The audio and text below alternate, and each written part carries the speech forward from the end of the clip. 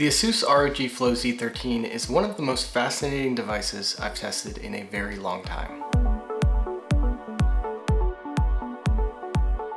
Part Surface Pro, part full-blown gaming rig, the Z13, like other hybrid tablets, can connect to a detachable keyboard. But unlike its rivals, it has a discrete graphics card, an RTX 3050 Ti in fact, which gives it enough power to run most modern games. But wait, it gets even stranger because the Z13 has a companion device called the Gizmodo, which is an external graphics card / dock with an RTX 3080 inside. Connecting the Gizmodo to the Z13 is kind of like modding a sports car. You get a ton more horsepower to play all the latest AAA games at super high frame rates at ultra graphics settings. But does it all work? I mean, sort of. The execution here is actually quite good. The Z13 has a fun design with a glass panel on the back that glows RGB, it gets great performance, and the 13.4-inch display is both bright and vivid. It's just really expensive, particularly when you pair it with that Gizmodo eGPU. Combined, that package will cost you over $3,000. Also, the tablet is kind of chunky and can be awkward to use, and for those reasons, I recommend you shy away from the Z13, as cool as it might be. Now, if you like this concept, you might consider the laptop version, the X13, or just go with a good portable gaming system like Asus's own Zephyrus G14 or the Alienware X15. Now, if you're an artist or a dev who's on the go and you like the idea of a Surface Pro but want more graphics performance, then the Z13 actually might be the right device for you. To read more about this device and others, check out our full written review at Gizmodo.com.